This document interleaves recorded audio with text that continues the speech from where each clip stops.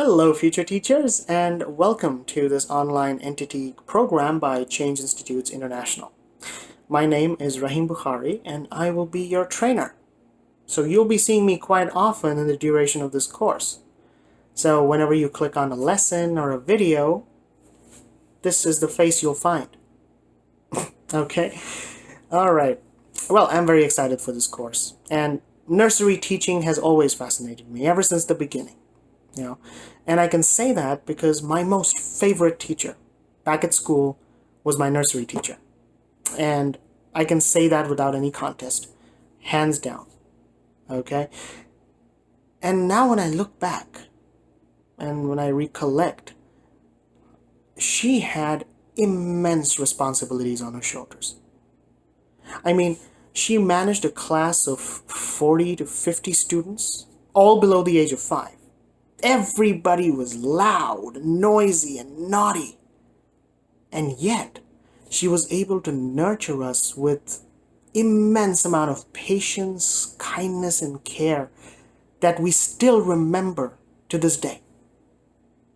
And that's when I realized being a nursery teacher wasn't a small feat. You had to be good at it, very good at it, in fact. Because you are in charge of kids. Now, when I say kids, I don't mean adolescents. I don't mean those kids above the age of 5. I mean those who are below 5 years. Little kids who have barely seen the outside world. Your class might just be one of those few places that they've been to outside their homes. And their parents have entrusted their children to your care and guidance. So you need to behave as a parent to each and every one of those kids. Look, being a parent to 1 or 2 kids is different. But we're talking about a class of, say, 50 students. So your responsibility multiplies by 50, both as a teacher and as a parent. And in order to connect with these students, with these kids who have barely seen the world, you need to understand them. And how can you understand them? By learning how the kids think, how they feel, what are their emotions. Why is a kid crying? Why is he laughing? Why is he making that noise? You need to understand your students. And how are you going to do that? That's where we'll be heading towards our first chapter, child psychology. Okay, so this is what we're going to start off with, child psychology. That's going to be your paper 1. And in this paper 1, we're going to commence with the first chapter, which is the methods of psychology. Now, here's what I'm going to do. I will be breaking down each chapter in different modules. Now, these modules will be covered in different videos. Okay, this is only to make it easier on your part so that you understand and grasp the concepts with shorter videos rather than me pooling the entire information into one video and confusing you all. Okay, that's not going to work. All right, so this is going to be our practice. So we are going to learn every paper section by section. Okay. All right, so what is today's video going to teach us? We are going to learn the introduction to psychology. Any new subject, anything new, even a new friend, you need an introduction. And that is exactly what this chapter or this section will deal with. Okay? It will give you all the introduction or all the basic idea and knowledge of what this concept is all about. Okay, so what are we going to cover in this section of introduction? The very first thing that we'll be looking at is the meaning of psychology, the meaning of the word itself. Along with looking at the meaning as to what it means, we are also diving into its origin as to where it came from. All right, it's very important to learn where somebody came from or something originated from. All right. Then we'll move on to the meaning of child psychology. okay, where we'll have a definition and understand the concept in a little more depth. All right. Then we'll move on to the importance of child psychology as to where child psychology is deemed important and necessary. And finally, we will be dealing with the various factors affecting child psychology. So this is the course content for this video in a nutshell. Okay, so we'll be dealing with all of this in this very video. Okay, so let's get right to it. So our very first thing, meaning of psychology. Before we learn the meaning of the word psychology, let's see where it came from. Okay, the origin of the word is derived from the Greek word psyche, okay, which means the human mind or soul, and logos, which means study. Okay, so the study of the human mind or soul is psychology. So that's where it came from. It's Greek. All right. Now let's look at the meaning. Does it sound the same? A scientific study of the human mind and its functions, okay, particularly affecting behavior in any given context. This is the meaning of psychology. Let's break it down. Okay, it's a scientific study, okay, of what? Of the human mind and its functions. So you're studying about the human mind and how the human mind functions, okay, how it processes things. Specifically, those functions that affect behavior of a person. All right. Now, certain aspects of the human mind affect behavior. Okay. There's a reason why you cry, or there's a reason why you laugh. There's a reason why you find something funny or something that is too dramatic. Right. All these things are going on in your mind, and you need to figure them out. So this study, psychology, all right, tells you what functions affect behavior in any given situation. That's how you break down the meaning of a word. Okay, so one more time, it is the scientific study of the human mind, all right, and its functions, particularly those affecting behavior in a given context. All right, so always, whenever you learn a definition or a meaning, break it down. Okay, don't mug it up, don't memorize it. All right, break it down like this so you'll have a better idea. All right, so we know the meaning of the word psychology. Now let's move on to learn a new term, child psychology. It's not a very difficult term to learn. You know why? Because we have all been children before. We've all been through childhood. Has any one of you not been through childhood and directly got promoted to adulthood? Thank you. That's what I was expecting. All right.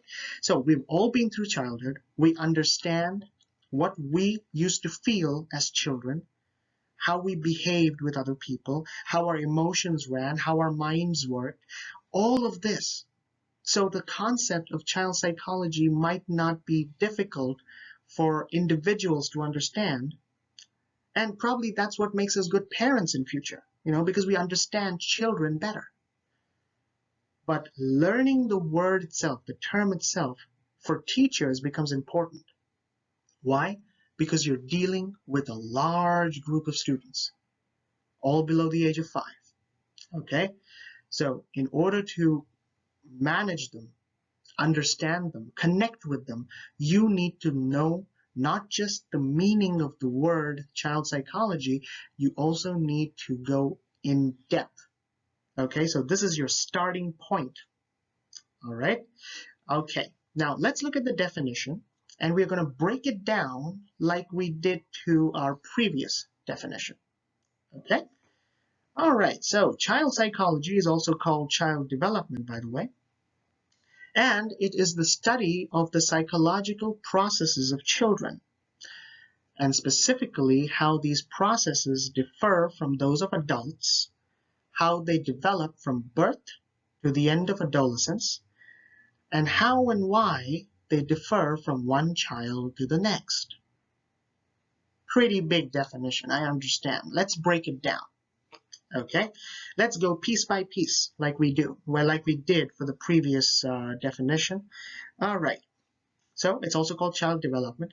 It is the study of the psychological processes of children. What do you mean by psychological processes of children?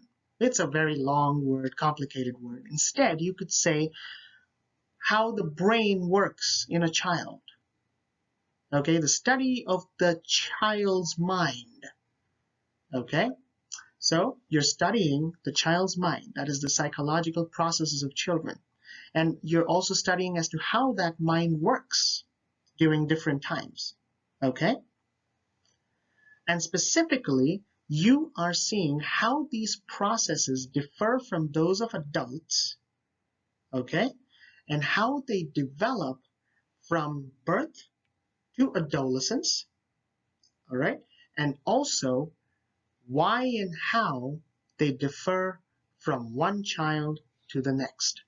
So as a teacher, you need to know this, okay? Because the third illustration will tell you the importance of child psychology for a teacher. Different children have different minds. They think differently. So you'll need to deal with them differently. Okay? So this is the definition of child psychology. Okay, let's go about it again. It's the psychological processes, it's the study of the psychological processes of children, okay, as to how their mind works, okay? And you're also seeing how it differs from those of adults, all right? So you're comparing what would an adult think and what would a child think. There is a difference, okay? An adult might think of something mature. A child might have his own imagination, right? Also, we study the development from birth, that is the development of the brain, from birth to the end of adolescence, that is teenage, okay? So you see the difference, like, you know, the evolution of the human mind during this phase. As a child, you're very innocent, but when you grow to be a teenager, you're more rebellious. Right? You think the society is against you. Your parents are against you, right? But a child is innocent. He wants to cuddle with mommy and daddy, correct? And of course, you will also have to study the differences between different children, okay? The mind, how it differs from child to child, all right? So this is the entire definition of child psychology. All right, not very hard. Just go through it piece by piece and you'll get it. All right, now let's move on to the importance of child psychology. Child psychology has many areas of importance, and the primary one being understanding the student. Now, this is a very important aspect for you as a teacher, because if you can't understand your student, you cannot connect with them. If you cannot connect with them, the students won't reciprocate to your teaching. So understanding them is key, and it's not very hard. You start off by observing them. Observe your class, then communicate with them. Now, this is what my teacher used to do, my nursery teacher, okay? Every time during the short break, you know, the 10-minute break that we get in the mornings, she used to just randomly walk across the classroom and sit with a random student, put her arm around him and talk to him. What did you do? What's your favorite cartoon? What did your mother make for breakfast? So these little conversations make the child feel special in the eyes of the teacher. Remember, children are attention seekers. They love attention, especially when the teacher is giving them that attention. Okay? So whenever you get the opportunity to communicate with your students, don't back out. All right? Along with that, you can also include your students in activities. Read them stories out of a storybook. Play with them. Sing with them. nursery rhymes. You can sing along with them. So you can do so many things. And why are you doing all this? To connect them with you. And the students would feel special when the connect happens. They will respect you more. They will like you more. Okay? Remember, you are not just a teacher. You are also behaving as a parent to these nursery kids. So always keep that in mind. Now let's move on to the next importance of child psychology. Child psychology is also important in improving curriculum and teaching methods. Let's first touch upon teaching methods, and then we'll move on to curriculum. We know that traditional methods of teaching don't work very well in today's times. Why? Because the human brain evolves over time. So kids keep getting smarter and smarter with every passing generation. Okay? So you cannot expect the kids of today to be burdened with the traditional methods of teaching. There will be gaps in learning. So what do? We continuously improve our own teaching methods and we adapt to the kids as they evolve. So it's that simple. So continuous improvement in teaching methods is necessary for the kids of today to enjoy all the benefits of learning. Now, let's talk about curriculum. When we talk about curriculum, how can child psychology help in setting curriculum for a school? When we go back to the definition, we know that child psychology explains the extent of evolution of the human brain, of the child's brain, from birth to adolescence, right? This itself serves as a map to schools and government bodies to set curriculum and syllabi,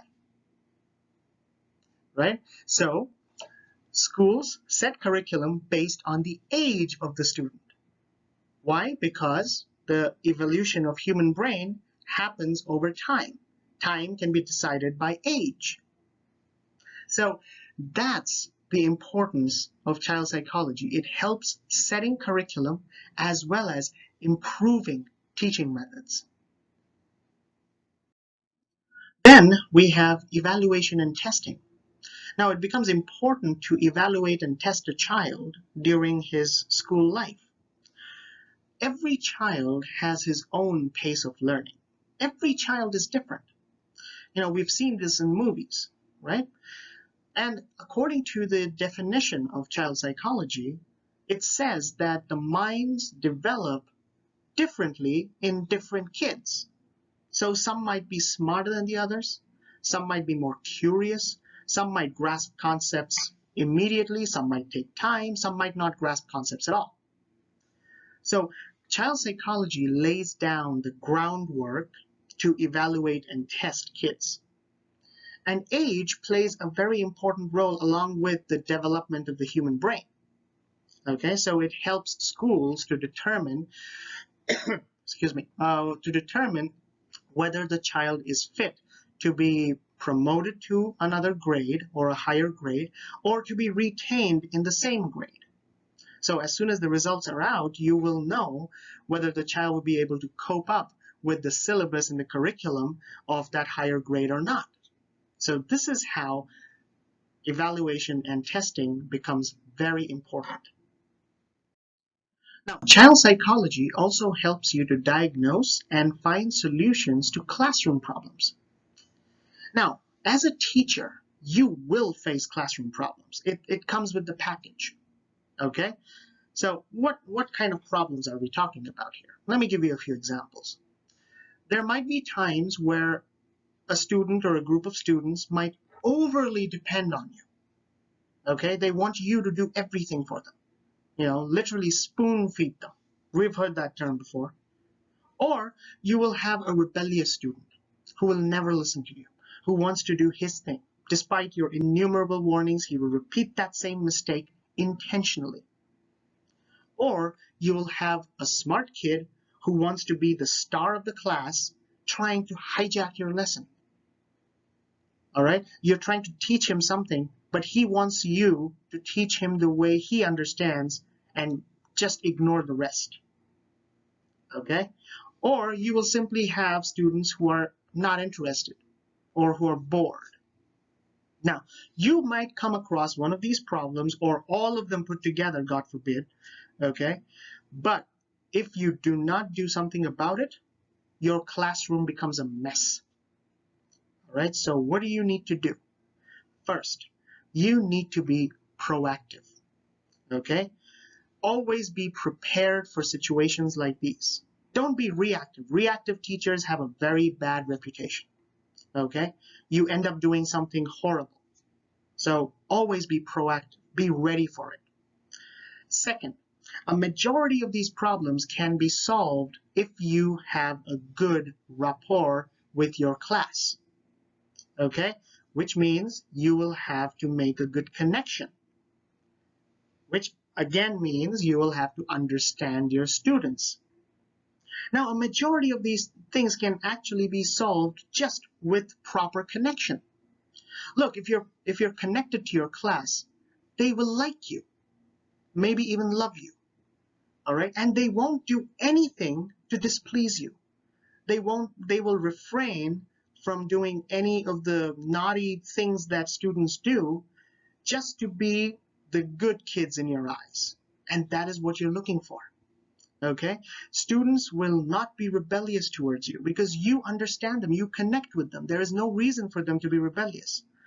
All right, if you set some ground rules, you will never have that smart kid taking over the class. And since they like you and they find you interesting, they will also listen to your lectures and lessons or whatever. They will pay more attention. Nobody is bored. They're more interested. So child psychology deals with different, the development of the human mind in different people, in different children in this scenario, right?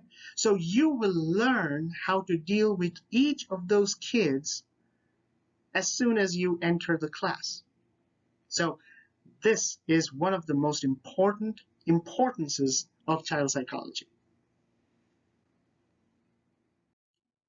Child psychology is also necessary to maintain discipline and also helps in the overall administration of the class or the school.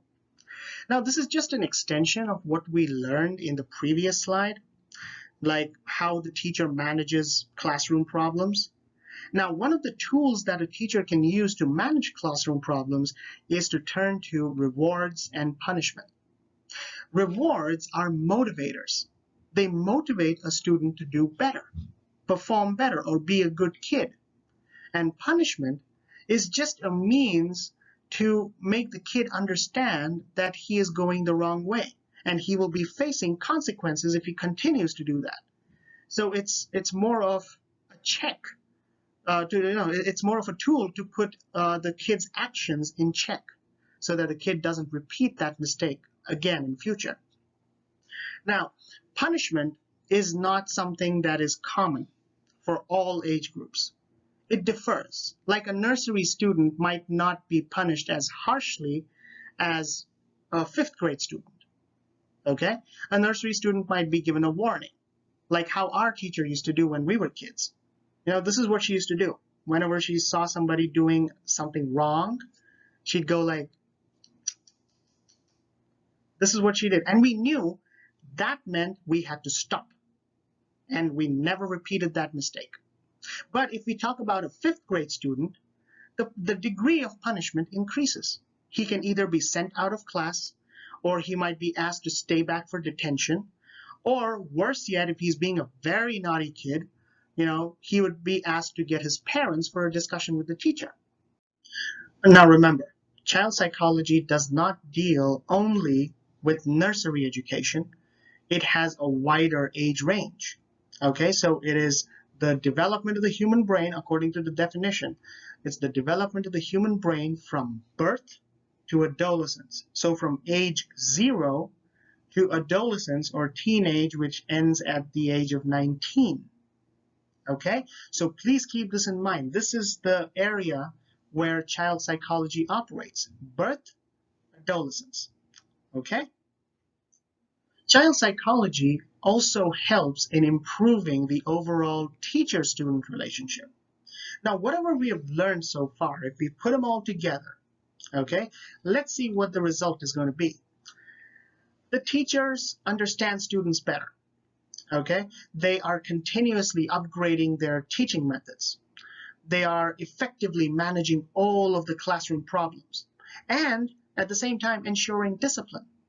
So if a teacher is able to do all of these things together, they are not only creating a healthy environment in the classroom for learning, they are also binding with the students at the same time. Net result, their relationship with the student becomes stronger.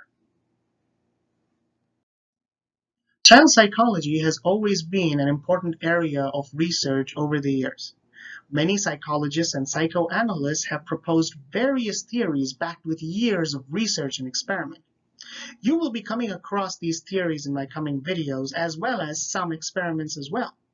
Some of the experiments that you will come across are Albert Bandura's Bobo doll experiment and the very controversial Little Albert experiment by John Watson.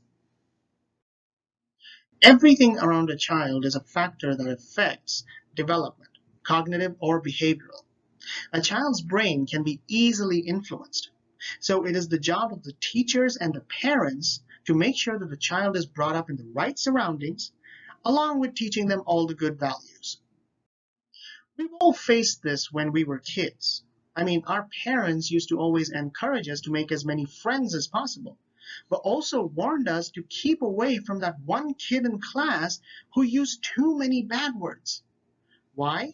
Because kids are easily influenced. And a kid can learn bad words like that. I mean, I learned my first bad word when I was 4 years old. Not proud of it. Parents are also very careful about what the child learns at home. Here's an example of my own family. My parents never fought whenever I was around. Okay, so they always used to wait for me to go to school or go out to play.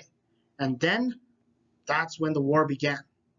Okay, it wasn't until much later that I realized that my parents fought more than all the cats and dogs in the world put together. But why did they do that? Because they didn't want me to experience violence at that age or have any traumatic memories as I grew up. They wanted the best for me.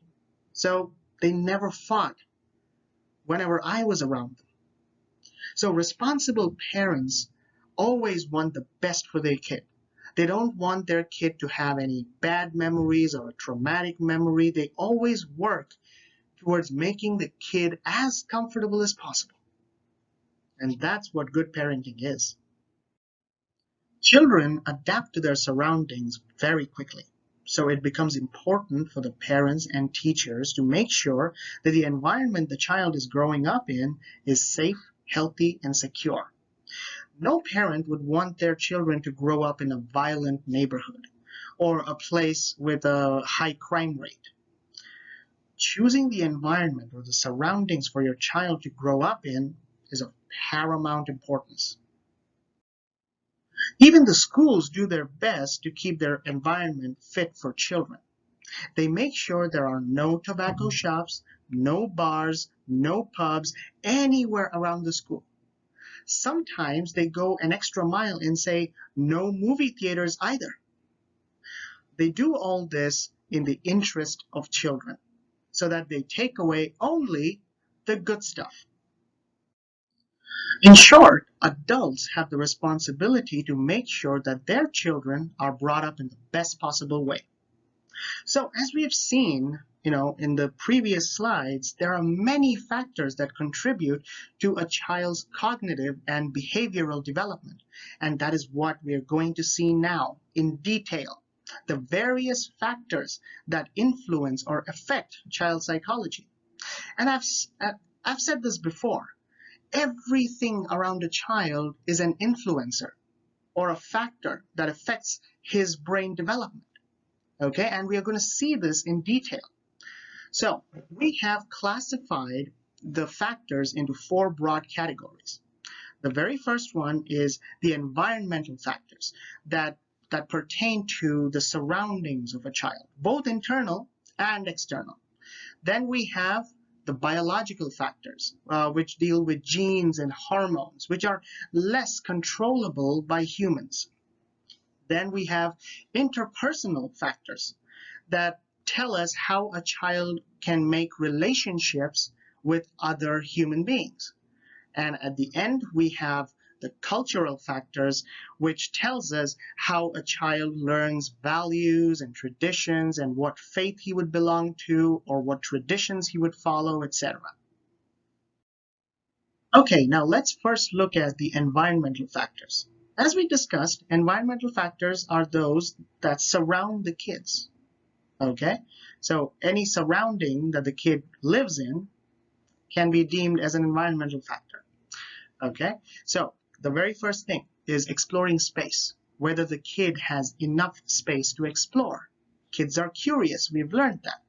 Okay, dwelling, whether the kid is a city kid or a village kid. A city kid would grow up to know the city better. A village kid would know the village better, correct? Family's finances. A rich kid will be more privileged because his family can afford all those things that he needs for his development, whereas a poor kid might not. All right? Relationship with family. A family can be tightly bound or loosely bound. How do they treat the kid? Whether they treat him too harsh, whether they are too careless about the kid, whether they ignore him completely. So this also plays a very important factor in the child's development. You know, if the kid is pampered too much, he might turn out to be a mama's boy when he grows up. Okay, if the kid is ignored too much, he might actually become a rebel of sorts. Okay, so relationship with family is key, always. Then we come down to upbringing.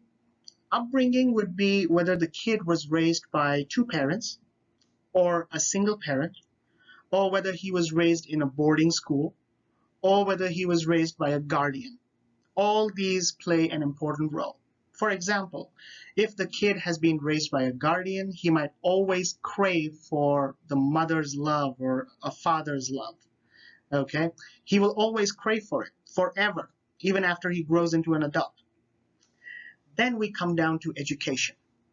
Whether the kid has got enough facilities at his school to educate himself, okay? Or whether the kid has access to books or library, okay? How big is the school? How small is the school? How many students study there? All of this plays a very important part. Then we have socio-emotional development in school, whether the kid can crack an exam, whether he can handle stress, all of that. Then family and social treatment. How is the kid treated in the family and outside? All right. Has he grown up in a decent joint family, or has he been part of a nuclear family? How has the family treated that kid? Whether they have, been too soft on him or too hard on him, or how does the society treat him, especially when he's a special kid? So somebody who is mentally challenged, right? How would society treat a kid who is a special kid? So all of these things come into consideration when we're talking about environmental factors. Okay, now let's look at the biological factors. Now, when we talk about biological factors, well, we are talking about some things that cannot be controlled by humans. Okay, or at least most of them. Now, when we talk about gender, we talk about boys and girls and their learning curves. We say that girls are smarter than boys. That's a flying rumor, right? That's been very popular. Actually, it's not entirely untrue. A scientific study says that girls perform better in testing scores. However, boys perform slightly better in subjects like mathematics and science. So it's a very close competition. So you cannot generalize and say one gender is better than the other. So the learning curve, again, differs from person to person, and the learning curve is directly proportional to your brain's development. Okay? Now, genetic inheritance, when we talk about this, it's, okay, children sometimes, or most of the time, inherit genes from their parents. So that would include inheriting characteristics and sometimes even the cognitive development of the parent. If the parent is sharp, if he or she has it can grasp things really well, maybe the kid has inherited that property. Okay, so his or her development, brain development, is going to be faster. Okay, so that is what genetic inheritance is. Again, it's not controllable by humans. It just happens naturally. But this is something that is controllable by humans. Nutrition. What nutrition your child receives is completely on you. Whether the child eats a healthy, balanced diet so that he gets all those minerals and vitamins and proteins and all of those good stuff that needs, that is required for the nourishment of the body. Okay, so if a kid is eating too much junk food, all right, he might turn out to be obese and all that. But when we go into the development of the human brain itself, fatty foods actually tend to make kids a little slower and lazier. This is according to a study.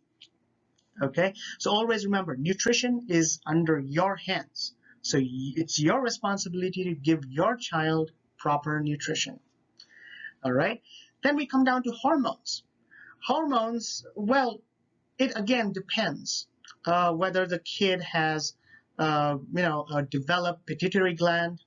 All right, and this is mostly related to the growth of the kid, okay, or his sexual orientation in future, like whatever, right? So all of this is connected with the concept of hormones, and then the overall health of the child itself. General health, mental health, emotional health. A child needs to be healthy in all these three states to have a proper, normal, development of his human brain. When we talk about interpersonal relationships, we are seeing how quickly a kid or a child can bind with another human being. Okay, how quickly can he make relationships happen? Now, this can happen if he is a responsive infant. Okay, if a little kid is naughty, it's normal. Okay, but if a kid is too silent, there's something wrong. Okay, a kid is supposed to be naughty because he's curious. And what would a curious monkey do? Just keep pouncing around the place, running around, screaming, all of that, right? Why? Because he is trying to learn. Okay, so always remember, if a kid is being naughty, he's normal. But if he's being silent, there is something that is holding him back. Okay, so you need to figure out as a parent whether he or she is a responsive kid or not. Okay, this helps in binding relationships. Okay, now styles of parenting is also very important when you're talking about how quick a kid can bind relationship with another human being, especially the parents. Parenting can be autocratic, where the parents are so authoritative that they lay down rules and they lay down punishments to the kid. Everything needs to happen at that particular time. They set a timetable and everything. Okay, this is an autocratic kind of style of parenting. Then we have the lenient one.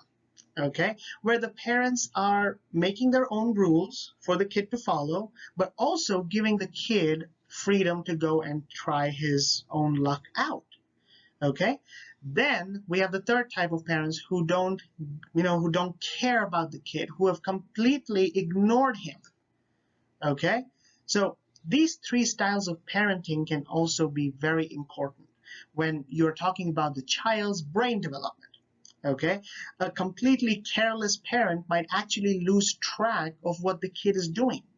What if the kid got into something dangerous, or he did something that harmed him? Okay, you cannot be a careless parent. Okay, you can either be a lenient parent or or a parent who's too strict. And again, being too strict has its own disadvantages. Uh, the kid might never actually openly express his feelings out to you. He might always, he might always be suppressed, even when he goes and meets the outside world, because you were so autocratic, you were so authoritative towards him that you made him feel submissive. Okay, so moving on, level of attachment towards parents. This is an extension of what we just discussed. Some parents like to keep their kids too close to them because they feel they're the only things that they have in the world. Without them, they're going to die. Okay, so they're either too attached to their kids, or they're not attached at all, or they have that middle ground where they have a little bit of a distance, but they're also attached. Okay, now being too attached to a kid might make a kid soft. That's the word I was looking for. Soft. My grandmother used to yell at my mother. She used to say, "Let him go. Don't hold him so tight. Don't always keep him by your side. He's going to turn out to be a sissy." Okay? So my mother started, creating that level of distance, but also she held me quite close by. Okay? So she found that middle ground. All right? So the level of attachment towards parents also works in mysterious ways, in child's development. So that's actually very funny when you think about it. All right. Then we have the social circle itself. What kind of friends does the child have? Does he have good friends with good parents? If the friend has a problem with his family, he might be disturbed in his head, for example. And that disturbance can, funnel down to your kid as well. So make sure of what kind of company your kid keeps. All right. Now let's move on to the social factors. The cultural factors. When we talk about cultural factors, all that you teach your kid, you're a part of some culture as a parent. Okay, you have certain values and traditions, and you believe in some form of a god or whatever, and you transform that knowledge, those values, those customs, those traditions, and those shared assumptions and the way of living down to your kid. So he or she is going to follow that. Okay? So all of these are factors that help in a child's psychological development. Okay? Now, we have come to the end of the lesson. All right?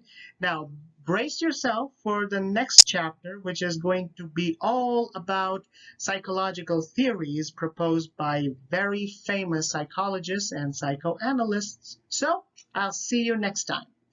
It was wonderful to talk to you, and it was wonderful to share this experience. Keep watching, and I'll see you next time.